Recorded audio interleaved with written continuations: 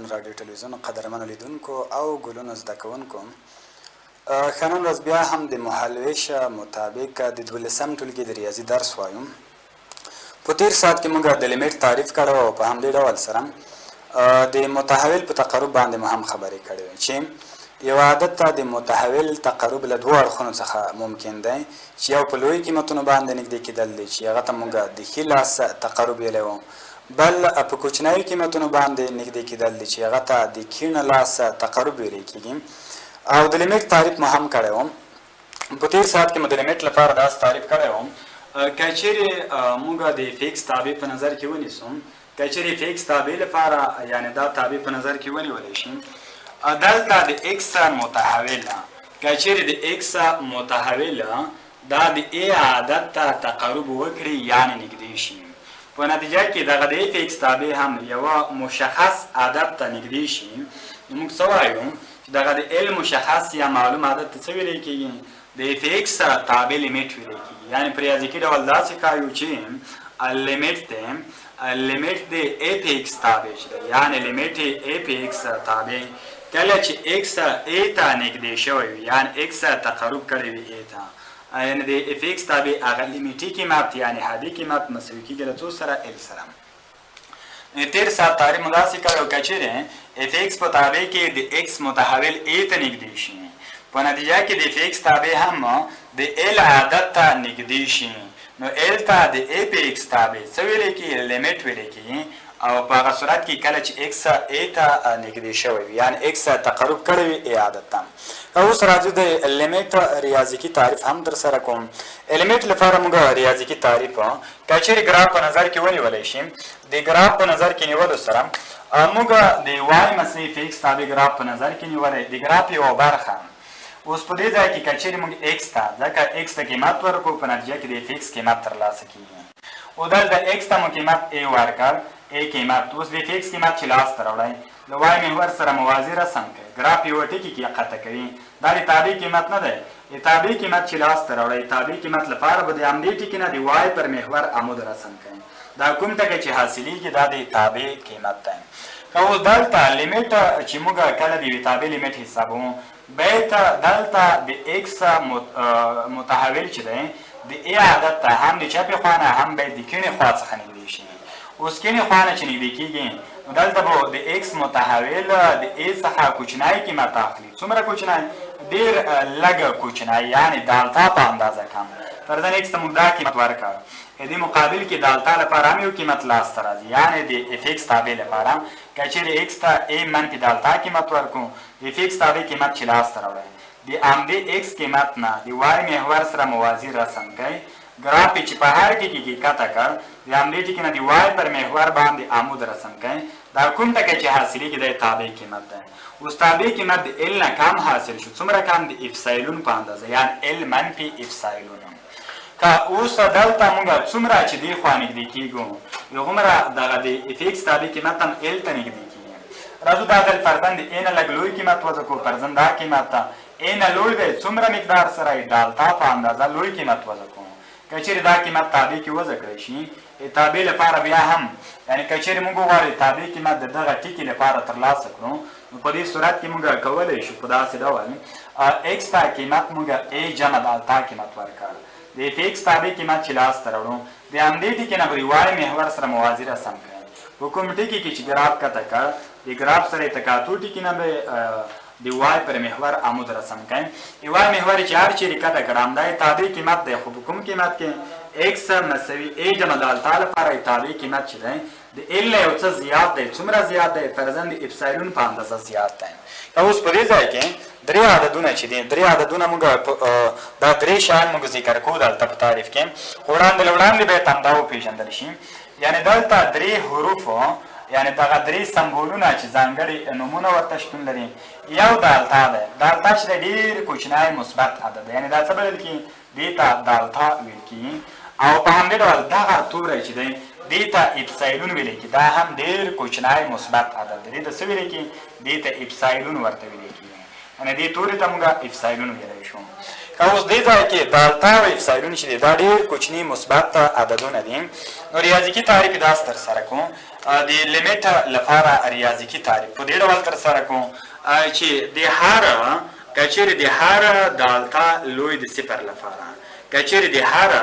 اپسایلون لوی د صفر لپاره یعنی که چیرې موږ هر اپسایلون انتخابوو دې لپاره باید موجودیت ولري یعنی باید موجود وي. و دا دوه سمبولونه هم باید ذکر شي. دا سمبول چې دی یعنی دا سمبول دا د هر په معنا سره دی یعنی څه معنا لري فعال یعنی د ټولو لپاره یعنی ټول لپاره یا د هر په معنا سره دی یعنی هر اپسیلون چې موږ مثبت انتخابوو خو ډېر کوچنی عدد باید انتخاب کړی شي. او دا سمبول چې دی دا د موجودیت په معنا سره دی یعنی دا څه معنا لري دا د موجودیت په معنا دی یعنی اگزیسټ په معنا سره دی. اگزیسټ څه معنا موجودوالی موجودیت ته یعنی دا سمبول چې ریاضي کې کارول کېږي د موجودیت په معنا سره کارول کېږي. او داسې وایو چې د هر اپسایلون لوی د صفر لپاره باید موجودیت ولري دالتا لوی د صفر دالتا باید موجود شي خو په داسې ډول سره کله چې د ایکس او ای ترمنځ فرق دا ډېر زیات کوچنی کېږي یعنی کوچنی وي د دالتا څخه. اوس د ایکس او ای ترمنځ فرق چې دالتا نه کوچنی کېږي دالتا خو ډېر کوچنی مثبت عدد دی. دا په دې معنی چې د ایکس او ای ترمنځ فرق ډېر زیات کوچنی کېږي. د ایکس او ای ترمنځ فرق کله کوچنی کېږي ای خو ثابت دی کله چې ایکس ای ته نږدې شي نو د ایکس او ای ترمنځ فرق به ډېر زیات کوچنی شي. نو کله چې د ایکس او ای ترمنځ فرق د هر مثبت کوچني عدد څخه لا کوچنی واقع شي دا په دې معنی چې ایکس تقرب ای ته وکړي په نتیجه کې د تابع او د ال ترمنځ فرق یعنی په دې ځای کې داسې وایو چې د ایکس او ای ترمنځ فرق یعنی ایکس ته موږ په دې ساحه کې قیمتونه ورکړو ایکس ته دا قیمت ورکړو دا قیمت بالاخره دا قیمت یعنی شیبه په شیبه سره ورکړو دې خوا ته نږدې کېږو او بالاخره د ای په طرف ډېر زیات نږدې کېږو او یا د کیڼې خوا نه نږدې کېږو ایکس ته دا قیمت ورکړو یا دا قیمت او یا دغه قیمت بالاخره بیا هم د ای په طرف باندې نږدې شو. نو کله چې موږ د ای په طرف باندې چپې خوا نږدې کېږو باید د تابع قیمتونه هم ال ته نږدې شي او یا که د ښۍ خوا نه موږ ای ته نږدې کېږو بیا هم د تابع قیمتونه باید د پورته خوا څخه ال د څه ډول شي نږدې شي چې په دې حالت کې یعنی که ایکس د چپې خوا نه یا د ښۍ خوا نه ای ته نږدې کېږي په نتیجه کې د ایف ایکس یعنی تابع قیمتونه د پورته خوا نه ښکته خوا نه د ال عدد ته نږدې کېږي چې په دې حالت کې موږ ال ته د ایف ایکس تابع لیمیټ ویلی شو کله چې ایکس ته تقرب کړی وي ای ته. اوس په دې ځای کې کله چې ایکس ای ته نږدې کېږي نو باید د ایکس د قیمتونو ای ترمنځ فرق ډېر زیات باید کوچنی واقع شي او کله چې تابع قیمتونه ال ته نږدې کېږي هغه د تابع د قیمتونو او ال ترمنځ دا فرق به یې څه ډول شي دا ډېر زیات کوچنی شي باید د اپسایلون نه هم کوچنی شي یعنی په دې ځای کې اپسایلون څه ډول وړاندې مې ذکر کړی یو کوچنی مثبت عدد دی. په دې ځای کې دالتا او اپسایلون دوه کوچني مثبت عددونه دي. د ګراف له نظره داسې وایو کله چې په دې ځای کې د ایکس متحول دا ای ته د چپې خوا نه یا ښۍ خوا نه نږدې کېږي په نتیجه کې تابع قیمتونه یې لاندې خوا نه یا د پورته خوا نه باید ال ته نږدې شي چې ال ته د ایف ایکس تابع لیمیټ ویلی کېږي په هغه صورت کې چې د ایکس متحول ای ته تقرب کړی وي یعنې نږدې شوی وي. کله چې دا اړیکه صدق وکړي بس بیا موږ په نتیجه کې ویلی شو یعنې کله چې د ایکس او ای ترمنځ فرق د دالتا نه کوچنی کېږي دا په دې معنی چې ایکس تقرب کړی ای ته او په نتیجه کې د ایف ایکس او ال ترمنځ یعنې د ایف ایکس د قیمتونو او دغه د ال ثابت عدد ترمنځ فرق دا د اپسایلون نه کوچنی کېږي یعنې ډېر زیات کوچنی واقع کېږي. نو کله چې دوی دواړو فرق ډېر کوچنی کېږي دا په دې معنی چې ایف ایکس ال ته ډېر زیات نږدې واقع شوی. نو کله چې ایکس ای ته نږدې کېږي په نتیجه کې ایف ایکس ال ته نږدې کېږي نو ال ته څه ویلی کېږي دې ته د تابع لیمیټ ویلی کېږي په هغه صورت کې چې ایکس تقرب کړی وي ای ته یعنې لیمیټ د ایف ایکس تابع لیمیټ د ایف ایکس تابع کله چې ایکس تقرب کړی وي ای ته دا مساوي کېږي له څو سره مساوي کېږي له ال سره یعنې کله چې دا اړیکه صدق وکړي نو موږ وایو چې د ایف ایکس تابع لیمیټ ال دی کله چې ایکس تقرب کړی وي ای ته. یا دا خبره داسې هم ذکر کولی شو په دې ډول هم ذکر کولی شو که چېرې موږ ووایو چې لیمیټ د ایف ایکس تابع چې دی لیمیټ ایف ایکس تابع کله چې ایکس تقرب کړی وي ای ته دا مساوي له ال سره دی نو دا په دې معنی دې تشریحي شکل داسې لیکلی شو چې د ایف ایکس تابع لیمیټ کله چې ایکس ای ته نږدې شوی ایکس کله ای ته نږدې کېږي کله چې د ایکس او ای ترمنځ فرق دا ډېر زیات کوچنی شي څومره کوچنی شي ان صفر ته نږدې واقع شي او له دې څخه په نتیجه کې یعنې کله چې ایکس ای ته نږدې کېږي یعنې د ایکس او ای ترمنځ فرق صفر ته نږدې کېږي دا په دې معنی چې ایکس ای ته ډېر زیات نږدې واقع شوی دی او په نتیجه کې کله چې د اف ایکس تابع هغه حدي قیمت یعنی نهایي قیمت د ال سره مساوي کیږي نو دغه د اف ایکس او ال ترمنځ فرق دا هم باید څه ډول شي دا باید صفر ته نږدې شي نو دا لیمیټ ریاضیکي تعریفات بللی شو دغه تعریف او یا دا تعریف موږ د لیمیټ لپاره ریاضیکي یا الجبري تعریفونه بللی شو د لیمیټ لپاره نور هم ریاضیکي تعریفات شتون لري خو په همدې دوو باندې اکتفا کوو دلته یعنې دلته وایو چې د هر اپسایلون لوی د صفر لپاره باید موجودیت ولري د التا لوی د صفره خو په داسې ډول چې د ایکس او ای ترمنځ فرق له د التا نه کوچنی واقع شي په نتیجه کې د ای په ایکس یعنې تابع او د لیمیټ ترمنځ فرق باید د اپسیلون نه کوچنی واقع شي نو کله چې د اف ایکس او ال ترمنځ فرق د اپسیلون نه کوچنی واقع کیږي دا په دې معنی چې د اف ایکس تابع لیمیټ ال دی خو کله چې ایکس تقرب کړی وي ای ته او یا داسې وایو که لیمیټ اف ایکس دا د ال سره مساوي کله چې ایکس تقرب کړی ای ته نو کله چې ایکس تقرب ای ته کیږي دا په دې معنی چې ایکس او ای ترمنځ فرق صفر ته ډېر زیات نږدې واقع کیږي ځکه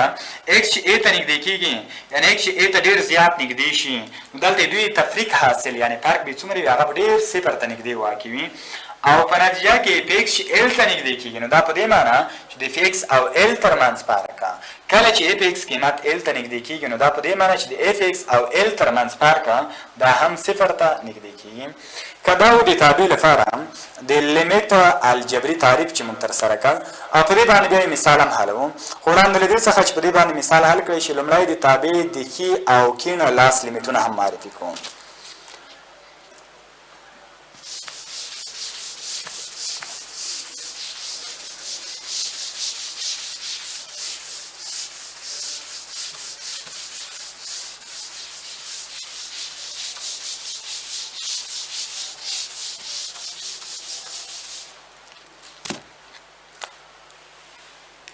د ښي لاس لیمیټ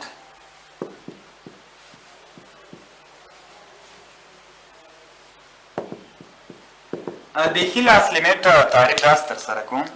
که چیرې د اف ایکس تابع په نظر کې ونیولی شي وای مساوي اف ایکس تابع موږ په نظر کې ونیسو که چیرې په دې تابع کې د ایکس متحول د ای عادت ته د ښي لاس یعنې د ښۍ خوا څخه نږدې شي که چیرې د ایکس متحول د ای عادت ته په لویو قیمتونو باندې یا د ښۍ خوا څخه یا د مثبت جهت څخه نږدې شي او په نتیجه کې د ای په ایکس تابع قیمت چې دی دا د ال یوه حقیقي عادت ته نږدې شي یعنې که چیرې د ایکس متحول په لویو قیمتونو سره ای ته نږدې شي او په نتیجه کې د اف ایکس تابع قیمت ال یو ته نږدې شي نو ال یو ته د اف ایکس تابع د ښي لاس لیمیټ ویلی کېږي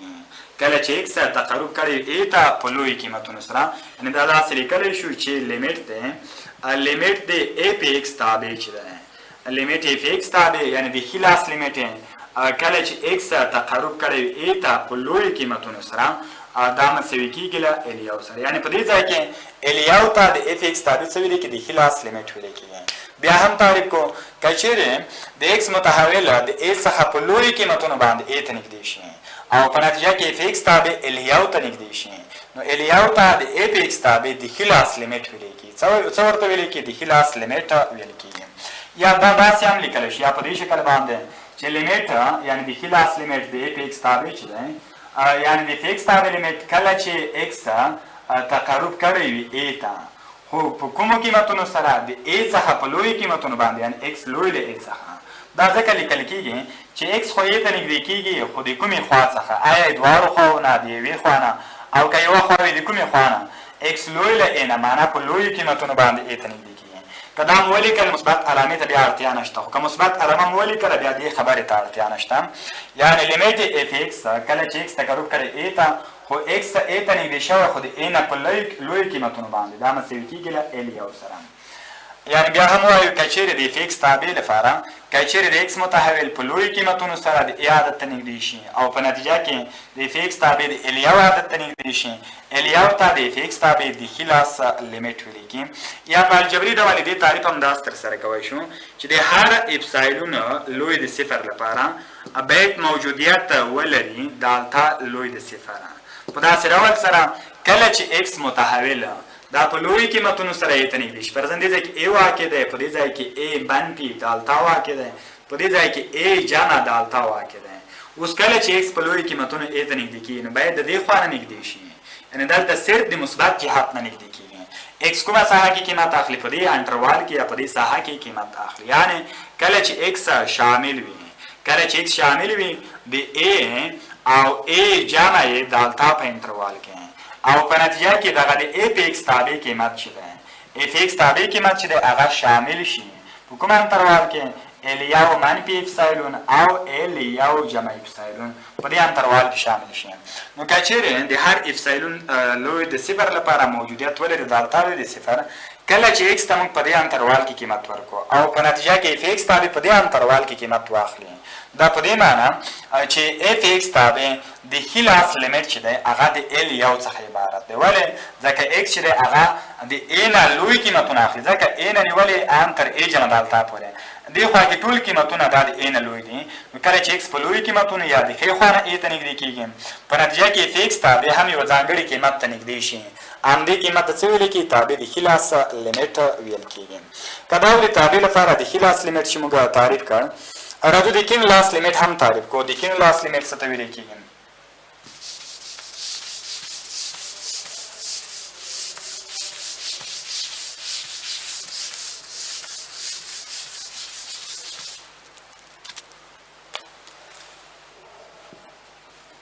د کیڼ لاس لیمیټ د کیڼ لاس لیمیټ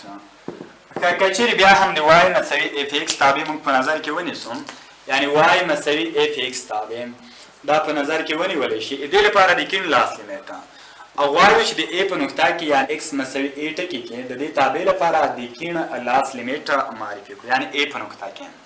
بیا هم داسې وایي که چیرې اف ایکس تابع لپاره که چیرې د اکس متحول دغه د ا څخه په کوچنیو قیمتونو باندې ا ته نږدې شي یعنی که چیرې اکس تقرب کړی ا ته خو د چپې خوا څخه یا د منفي جهت څخه یا په کوچنیو قیمتونو باندې او په نتیجه کې دغه د ا په اکس تابع قیمت چې دی دا د ال دوه یوه حقیقي عدد ته نږدې شي یعنی که چیرې د اف اکس تابع لپاره اکس متحول ا ته نږدې شي خو له کومې خوا نه منفي جهت نه یا د چپې خوا څخه او په نتیجه کې دغه د اف اکس تابع قیمت ال دوه ته نږدې شي نو ال دوه ته د اف اکس تابع د کیڼ لاس لیمیټ ویلی کېږي او په داسې ډول یې ښودلی شو چې لیمیټ دی ا په اکس تابع چې دی کله چې اکس تقرب کړی وي ا ته د کومې خوا څخه د چپې خوا څخه دا مساوي کېږي له څو سره مساوي کېږي له ال دوه سره یعنی چپ لاس لیمیټ یې مساوي کېږي له ال دوه سره بیا هم تعریف یو ځل بیا واضح کړو که چیرې د اف اکس تابع لپاره د اکس متحول د ا عدد ته په کوچنیو قیمتونو سره یا د چپې خوا نه نږدې شي او د اف اکس تابع قیمت د ال دوه عدد ته نږدې شي ال دوه ته د اف اکس تابع د کومې خوا لیمیټ ویل کېږي د چپې خوا یا د چپ لاس یا د کیڼ لاس لیمیټ ویل کېږي یا دا په دې شکل هم لیکلی شو چې که چیرې داسې په نظر کې ونیول شي لیمیټ د ا په اکس تابع کله چې اکس تقرب کړی وي ا ته خو په کومو قیمتونو سره د چپې خوا څخه په چپه خوا کې کوم قیمتونه دي هغه ټول د ا څخه کوچني قیمتونه دي دا مساوي کېږي له څو سره مساوي کېږي له ال دوه سره یعنې په دې ځای کې دا یادونه باید وشي کله چې اکس د چپې خوا نه نږدې کېږي نو د ا په پورتنۍ ښۍ خوا کې د منفي علامه دا څرګندوي چې اکس ا ته نږدې شوی خو د محور له منفي جهت خوا څخه د منفي جهت له طرف څخه یعنې بیا هم که داسې په نظر کې ونیولی شي فرضاً دې ځای کې ا واقع ده او دې ځای کې د ا نه لوی قیمتونه واقع دي یعنی ا جمع دالتا او دې خوا کې د ا نه کوچني قیمتونه دي چې هغه ا منفي دالتا قیمتونه دي او دا ځل اکس چې دی دا د چپې خوا نه ا ته نږدې کېږي نو دې خوا نه چې نږدې کېږي ټول قیمتونه باید ا نه کوچني واخلي نو دلته دا څه څرګندوي دا په دې معنی چې اکس ا ته نږدې شوی خو منفي جهت نه که دې جهت ته نږدې بیا مثبت السلام علیکم نو لیمیټ اف اکس تابع کله چې اکس تقرب کړی ا ته د کیڼې خوا څخه دا مساوي کېږي له ال دوه سره نو ال دوه ته د ا په اکس تابع د کیڼ لاس لیمیټ ویلی کېږي که مو دا علامه ولیکله دا د کیڼ لاس د لیمیټ په معنا سره دی یعنې کله چې اکس د کیڼې خوا نه تقرب کړی وي تابع لپاره چې کوم قیمت لاس ته راځي همدې ته د چپ لاس یا د کیڼ لاس لیمیټ ویلی کېږي خو که مو دا علامه ونه لیکله بیا باید دا ولیکل شي ولې ځکه دلته چپ لاس لیمیټ دی او چپ لاس لیمیټ کې چې ا ته نږدې کېږو باید اکس د ا نه کوچني قیمتونه واخلي یا په الجبري ډول هم دا تعریفولی شو په داسې ډول سره چې د هر اپسایلون لوی د صفر لپاره بیت موجودیت ولري دالتا لوی د صفر بیت موجودیت ولري دالتا لوی د صفر یعنی د هر اپسایلون لوی د صفر لپاره بیت موجودیت ولري دالتا لوی د صفر خو په داسې ډول سره که چیرې ایکس په دې ساحه کې قیمت اخلي دا ساحه کومه ساحه ده ایکس شامل وي ایکس شامل وي په دې انتروال کې یعنی ا منفي دالتا او په همدې ډول سره ا منفي دالتا نه نیولې ان تر ا پورې قیمت واخلي او په نتیجه کې یعنی که چیرې ایکس په دې ساحه کې قیمت واخلي او په نتیجه کې د ا په ایکس تابع قیمتونه هغه شامل وي په کومه ساحه کې ال2 منفي اپسایلون او ال2 جمع اپسایلون دا ساحه کې قیمت واخلي نو که چیرې ایکس متحول په دې ساحه کې قیمت واخلي او اف ایکس تابع شي په دې انتروال کې یا په دې ساحه کې قیمت واخلي نو څه وایو چې دا ال2 ته د اف ایکس تابع څه ویل کېږي د کینو لاس لیمیټ ویل کېږي ځکه ایکس چې دی هغه د ا کینې خوا کې قیمتونه اخلي که دا وي تابع د ښي او کین لاس لیمیټونه یعنی تابع د ښي لاس لیمیټ مو داسې تعریف کړ که چیرې د ایکس متحول د ا عادت ته په لویو قیمتونو باندې نږدې شي تابع د الیو عادت ته نږدې کېږي چې الیو ته د تابع څه ویلې کېږي د ښي لاس لیمیټ ویلې کېږي او یا د کین لاس لیمیټ داسې تعریف کوم که چیرې د ایکس متحول د ا څخه په کوچنیو قیمتونو باندې ا ته نږدې شي په نتیجه کې اف ایکس تابع ال2 عادت ته نږدې کېږي چې ال2 ته د اف ایکس تابع د کین لاس لیمیټ ویلې کېږي که دا د ښي او کین لاس د لیمیټونو څېړنه چې موږ کړای شو د ښي او کین لاس لیمیټونه په دې ترتیب باندې تعریف کړو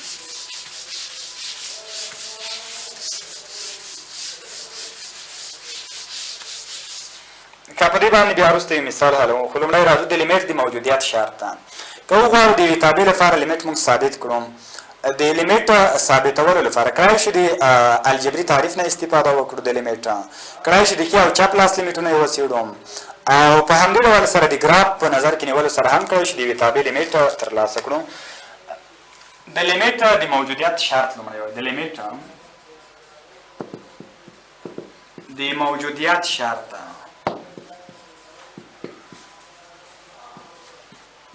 د لیمیټ د موجودیت شرط یوه تابع کله په یوه ټکي کې د لیمیټ لرونکې ده فرضاً وای مساوي اف ایکس تابع په نظر کې نیسو دا تابع چې ده په ایکس مساوي ا ټکي کې کله د لیمیټ لرونکې ده یعنی کوم حالت کې په دې ټکي کې لیمیټ لري که چیرې موږ داسې په نظر کې ونیسو په دې ټکي کې دې تابع د ښي لاس لیمیټ هم موجود شي یعنې لیمیټ دی اف ایکس تابع کله چې ایکس تقرب کړی وي ا ته په لویو قیمتونو سره په لویو قیمتونو سره یا مثبت جهت سره دا مساوي شي له ال سره مساوي له څو سره شي مساوي شي له ال سره او په همدې ډول د چپ لاس لیمیټ هم یعنی د همدې تابع د چپ لاس لیمیټ هم ترلاسه کوو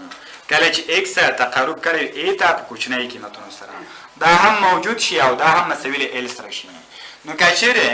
د یوې تابع د ښي لاس لیمیټ هم موجود شي هغه ال سره وښیو او د چپ لاس لیمیټ هم موجود شي او هغه هم ال قیمت واخلي نو کله چې د یوې تابع د ښي او چپ لاس دواړه لیمیټونه موجود شي او دواړه یو د بل سره مساوي هم واقع شي نو موږ په نتیجه کې څه ویلی شو چې تابع لیمیټ لري تابع لپاره عمومي لیمیټ موجود دی یعنې لیمیټ د ا په ایکس تابع کله چې ایکس تقرب کړی ا ته دا مساوي ده د همدغه عادت سره یوه تابع چې ده یوه تابع هغه وخت د لیمیټ لرونکې ده کله چې د ښي لاس لیمیټ هم موجود وي د چپ لاس لیمیټ هم موجود وي دواړه یو د بل سره مساوي هم شي دا د لیمیټ د موجودیت شرط دی یوه تابع هغه وخت کې د لیمیټ لرونکې ده چې د ښي لاس لیمیټ هم موجود شي او د چپ لاس لیمیټ هم موجود شي او دواړه یو د بل سره مساوي هم شي خو که چیرې داسې واقع شي چې یوې تابع د ښي لاس لیمیټ څه ډول دی دا هم موجود شي او د چپ لاس لیمیټ یعنې لیمیټ اف ایکس کله چې ایکس تقرب کړی ا ته له ښي لوري څخه د ښي لاس لیمیټ هم موجود شي او د تابع د چپ لاس لیمیټ هم موجود شي یعنې لیمیټ اف ایکس کله چې ایکس تقرب کړی ا ته په کوچنیو قیمتونو سره یعنې دا دواړه موجود شي خو یو د بل سره مساوي نه شي که چیرې د یوې تابع د ښي لاس لیمیټ هم موجود شي او د چپ لاس لیمیټ هم موجود شي خو دواړه یو د بل سره مساوي نه شي نو په دې حالت کې موږ څه وایو چې تابع لیمیټ نه دی موجود یعنې لیمیټ اف ایکس لیمیټ اف ایکس چې دی لیمیټ اف ایکس کله چې ایکس تقرب کړی وي ا ته دا څه ډول دی دا موجود نه دی دا څه ډول دی موږ نه شو ویلی چې دا موجود دی and it does not exist معنا لیمیټ موجود نه دی په دې حالت کې نو که چیرې د یوې تابع لپاره د ښي او چپ لاس لیمیټونه دواړه موجود شي او مساوي هم شي، نو تابع لیمیټ لري چې لیمیټ د همدغه ال قیمت سره مساوي دی.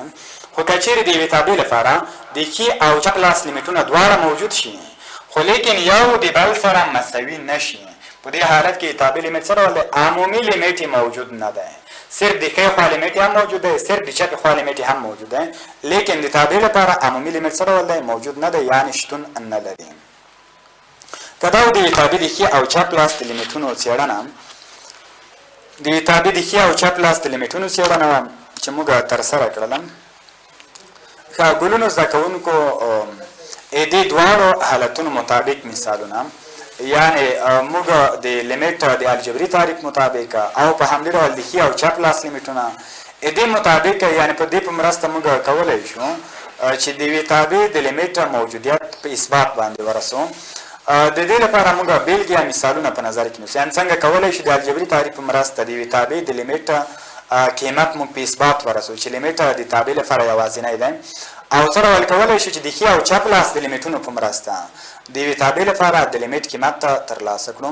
ښه دغه مثال او په همدې ډول د لیمیټ خاصیتونه دا به انشاءالله په راتلونکي ساعت کې ووایو. تر بیا مو ګلونو زده کوونکو په لوی الله تعالی سپارو، ښې شېبې ولرئ.